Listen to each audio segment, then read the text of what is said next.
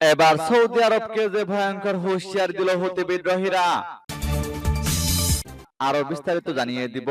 এদিকে উত্তেজনা তুঙ্গে লেবাননের দক্ষিণ অঞ্চলে রাতভর ইসরায়েলি হামলা। এবার রাশিয়া ন্যাটো সংঘাত নিয়ে এরদোগানের সতর্কবার্তা। এদিকে হামাসের হামলা ঠেকাতে ব্যর্থতার দায় স্বীকার ইসরায়েলের। আরো জানিয়ে দিব, এবার ভয়ঙ্কর লেজার অস্ত্র মোতায়েন করছে দক্ষিণ কোরিয়া। এদিকে ইসরায়েলের জন্য 500 পাউন্ড বোমার চালান পাঠাচ্ছে যুক্তরাষ্ট্র। এবার ইসরায়েলি মন্ত্রীর বিরুদ্ধে নির্বাচনে হস্তক্ষেপের অভিযোগ ম্যাক্রোর। এবং সর্বশেষে জানিয়ে দিব, আবারও ইউক্রেনকে আরো আকাশ প্রতিরক্ষা ব্যবস্থা দেবে ন্যাটো দাবি রিপোর্টে। শুনছিলেন সংবাদ শিরোনাম, এখন বিস্তারিত। তবে তার আগে অনুরোধ থাকবে এই ভিডিওতে একটি লাইক দিন এবং কমেন্টস করে জানিয়ে দিন আপনি কোন জেলা থেকে বা কোথায় থেকে আমাদের সাথে যুক্ত রয়েছেন, এবং সংবাদের সর্বশেষ গুরুত্বপূর্ণ আপডেট পেতে চ্যানেলটি সাবস্ক্রাইব করে আমাদের সঙ্গেই থাকুন। এবার সৌদি আরবকে ভয়ঙ্কর হুঁশিয়ারি দিল হুতি বিদ্রোহীরা। সৌদি আরবকে বৈরী আচরণ করা থেকে বিরত থাকার আহ্বান জানিয়েছেন ইয়েমেনের সুপ্রিম পলিটিক্যাল কাউন্সিলের জ্যেষ্ঠ সদস্য মোহাম্মদ আলী আল হুতি। তিনি বলেছেন, কঠোর অর্থনৈতিক নিষেধাজ্ঞা সত্ত্বেও ইয়েমেনের মানুষ সবসময় ফিলিস্তিনি জনগণের প্রতি সমর্থন জানিয়ে যাবে। মোহাম্মদ আলী আল হুতি ইয়েমেনি ব্যাংকের বিরুদ্ধে যুক্তরাষ্ট্র এবং সৌদি আরবের একতরফা অর্থনৈতিক নিষেধাজ্ঞাকেও প্রত্যাখ্যান করে জানিয়েছেন, এই ধরনের পদক্ষেপ ইয়েমেনিদের কোনোভাবেই ফিলিস্তিনপন্থী অবস্থান থেকে দূরে সরাতে পারবে না। আল হুতি বলেছেন, ইয়েমেনি জনগণ ভালো করেই জানে, যারা তাদের মজুরি লক্ষ্য করে তারাই একই ব্যক্তি যারা তাদের অর্থনীতিকে লক্ষ্য করে, তারাই বেসামরিক কর্মচারীদের বেতন কমিয়েছে। সৌদি কর্তৃপক্ষকে উদ্দেশ্য করে তিনি আরো বলেন, এই শত্রুতামূলক কর্মকাণ্ড বন্ধ করলে আপনাদেরই বেশি লাভ হবে। ওয়াশিংটনের পদাঙ্ক অনুসরণ কখনোই রিয়াদকে লাভবান করবে না। হুতি জোর দিয়ে বলেছেন, ধাপে ধাপে অর্থনৈতিক নিষেধাজ্ঞা এবং আর্থিক অবরোধ কখনোই ইয়েমেনি জাতির অবস্থান এবং গাজা নিপীড়িত ফিলিস্তিনিদের প্রতি জানানো সংহতিকে দুর্বল করতে পারবে না। এদিকে উত্তেজনা তুঙ্গে লেবাননের দক্ষিণ অঞ্চলে রাতভর ইসরায়েলি হামলা। লেবাননের দক্ষিণ অঞ্চলে রাতভর হামলা চালিয়েছে ইসরায়েলি বাহিনী।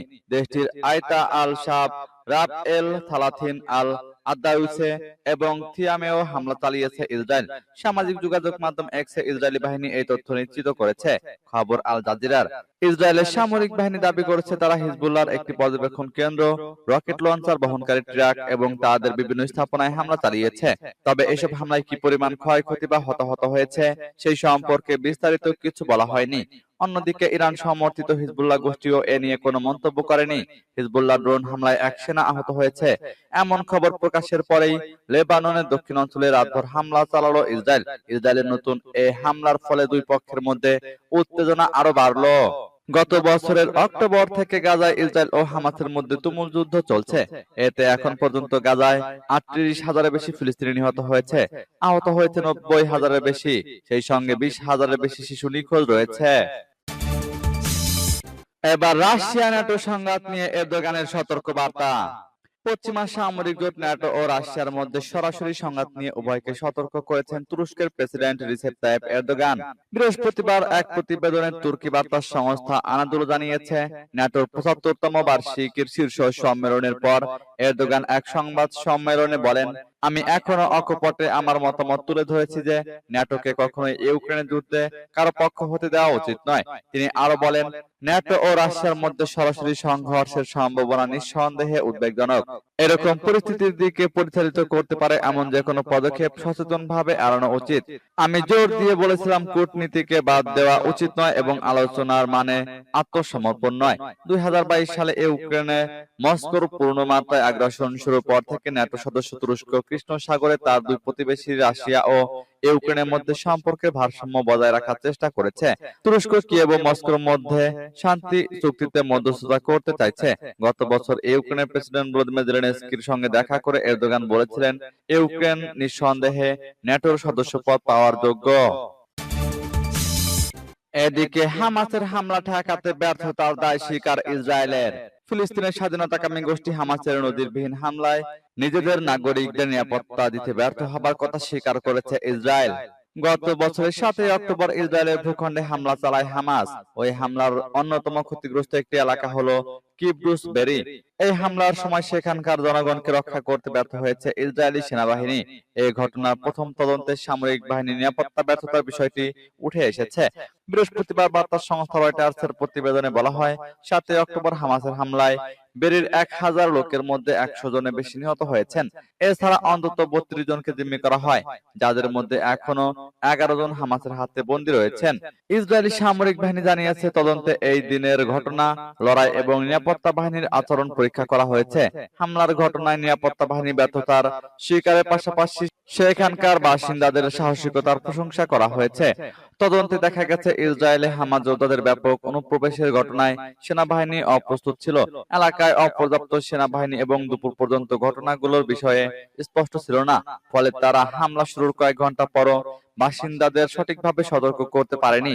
এছাড়া এদিনের লড়াই ছিল সমন্বয়হীন। এবার ভয়ঙ্কর লেজার অস্ত্র মোতায়েন করছে দক্ষিণ কোরিয়া। উত্তরের সঙ্গে করা ৭৭ বছরের চুক্তি ভেঙে প্রথমবারের মতো ভয়ঙ্কর ধরনের লেজার অস্ত্র মোতায়েন করতে যাচ্ছে দক্ষিণ কোরিয়া। উত্তর কোরিয়ার ড্রোন ভূপাতিত করতে এ ধরনের অস্ত্রের ব্যবহার শুরু করতে যাচ্ছে সিওল। তাছাড়া সেনাবাহিনীতে এই ধরনের অস্ত্র মোতায়েনে বিশ্বের প্রথম দেশ হতে যাচ্ছে দক্ষিণ কোরিয়া। দেশটির অস্ত্র সংগ্রহ সংস্থা বৃহস্পতিবার এ তথ্য প্রকাশ করেছে বলে খবর দিয়েছে ব্রিটিশ বার্তা সংস্থা রয়টার্স। প্রতিরক্ষা বিষয়ক প্রশাসন এক বিবৃতিতে জানিয়েছে, সামরিক বাহিনী হেনহুয়া এরোস্পেস সংস্থায় সহায়তায় ড্রোন বিধ্বংসী লেজার অস্ত্র তৈরি করেছে। অত্যাধুনিক প্রযুক্তি নির্ভর এই অস্ত্রটি কার্যকর এবং তুলনামূলক সাশ্রয়ী। প্রতিবার লেজার আক্রমণে খরচ হবে মাত্র $1.5। এই লেজারটি নীরব এবং অদৃশ্য। সংস্থাটি আরো জানিয়েছে, আমাদের দেশ লেজার অস্ত্র মোতায়েন ও পরিচালনার জন্য বিশ্বে প্রথম দেশ হয়ে উঠছে। উত্তর কোরিয়া ড্রোন উস্কানি যথাযথ ও কড়া জবাব দিতে এমনটি করা হচ্ছে। এই অস্ত্রগুলোকে ভবিষ্যতে যুদ্ধক্ষেত্রে একটি গেম চেঞ্জার হিসেবে অভিহিত করা হচ্ছে। লেজার অস্ত্রগুলো 10 থেকে 20 সেকেন্ডের মধ্যে আলোর রশ্মির মাধ্যমে ড্রোনের ইঞ্জিন বা অন্যান্য বৈদ্যুতিক সরঞ্জাম পুড়িয়ে উড়ন্ত ড্রোনকে ধ্বংস করবে। দক্ষিণ কোরিয়া তাদের লেজার প্রোগ্রামকে স্টার ওয়ার্স প্রজেক্ট বলে অভিহিত করেছে। এদিকে ইসরায়েলের জন্য 500 পাউন্ড বোমার চালান পাঠাচ্ছে যুক্তরাষ্ট্র। ইসরায়েলের জন্য 2000 পাউন্ড বোমার চালান স্থগিত করার পর এবার 500 পাউন্ড বোমা পাঠাচ্ছে যুক্তরাষ্ট্র। বৃহস্পতিবার একজন মার্কিন কর্মকর্তা এই তথ্য জানান।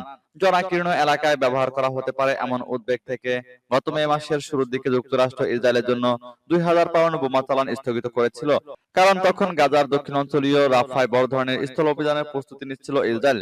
যুক্তরাষ্ট্র সরকার ওই অভিযান শুরু করার ব্যাপারে বিরোধিতা করেছিল। তবে যুক্তরাষ্ট্রের এই কর্মকর্তা বলেন, এখন রাফায় ইসরায়েল অভিযান বন্ধের ঘোষণা দেওয়ায় দেশটিতে এখন 500 পাউন্ড বোমা পাঠানো হচ্ছে। নাম প্রকাশ না করা শর্তে ওই মার্কিন কর্মকর্তা বলেন, বিশেষ করে আমাদের উদ্বেগের জায়গা ছিল রাফায় ইসরায়েলি অভিযানে 2000 পাউন্ড বোমার ব্যবহার নিয়ে। এই অভিযান শেষ করার ঘোষণা দিয়েছে তারা।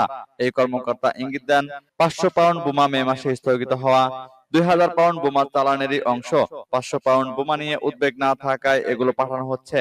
তিনি বলেন, যেভাবে এসব চালান প্রস্তুত করা হয় তাতে কখনো কখনো চালানে আলাদা ধরনের গোলা বারুদ থাকে। এবার ইসরায়েলি মন্ত্রীর বিরুদ্ধে নির্বাচনে হস্তক্ষেপের অভিযোগ ম্যাক্রোর। ইসরায়েলের এক মন্ত্রীর বিরুদ্ধে ফ্রান্সের সাম্প্রতিক নির্বাচনে হস্তক্ষেপের অভিযোগ করেছেন দেশটির প্রেসিডেন্ট ইমানুয়েল ম্যাক্রো।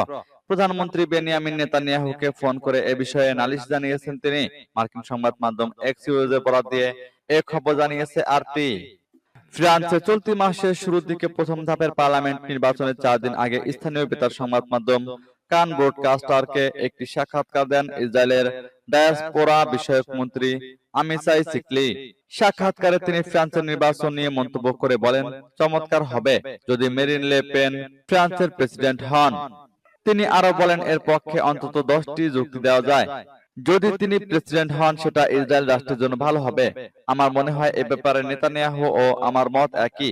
গত 30 জুন ফ্রান্সে পার্লামেন্ট নির্বাচনের প্রথম ধাপের ভোট গ্রহণ করা হয়। প্রথম দফায় জয় পায় মেরিন লে পেনের কঠোর ডানপন্থী দল ন্যাশনাল র্যালি। দ্বিতীয় দফায় ভোট হয় 7 জুলাই।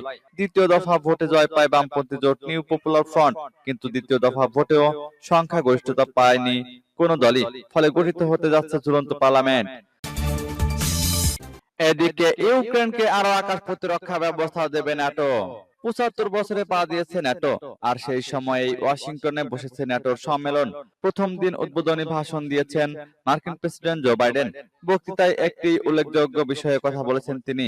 জানিয়েছেন রাশিয়াকে রুখতে ইউক্রেনকে আরো এয়ার ডিফেন্স সিস্টেম দেওয়া হবে। অতীতে এই সিস্টেম ইউক্রেনকে রাশিয়ার আক্রমণের হাত থেকে রক্ষা করেছে। বাইডেনের এই ঘোষণার কিছুক্ষণের মধ্যেই ধন্যবাদ জানিয়ে বিবৃতি দেন ইউক্রেনের প্রেসিডেন্ট ভলোদিমির জেলেনস্কি। তবে একই সঙ্গে তার আবেদন আমেরিকা সহ পশ্চিমা দেশগুলোকে এই সিস্টেম দ্রুত দিতে হবে। রাশিয়াকে ঠেকাতে আরো সাহায্য প্রয়োজন ইউক্রেনের। একই সঙ্গে জেলেনস্কি বলেছেন আমেরিকায় নির্বাচনের আগেই যেন এই ডিফেন্স সিস্টেম ইউক্রেনের হাতে তুলে দেওয়া হয়। শুধু আমেরিকা নয়, জার্মানি, রোমানিয়া, ইতালি, নেদারল্যান্ডসকেও ধন্যবাদ দিয়েছেন তিনি এই প্রস্তাবে সহমত হওয়ার জন্য। জেলেনস্কি বলেছেন এই ডিফেন্স সিস্টেমের সাহায্যে রাশিয়ার ক্রমাগত ড্রোন আক্রমণ প্রতিহত করা যাবে। ওয়াশিংটনে এদিন জেলেনস্কি একটি বিষয়ে অত্যন্ত সোচ্চার ছিলেন। তিনি বলেছেন নভেম্বরে আমেরিকার নির্বাচন, তার আগে যেন রাশিয়ার বিরুদ্ধে আরো কড়া পদক্ষেপ নেয় পশ্চিমা দেশগুলি। নির্বাচন পর্যন্ত যেন অপেক্ষা করা না হয়।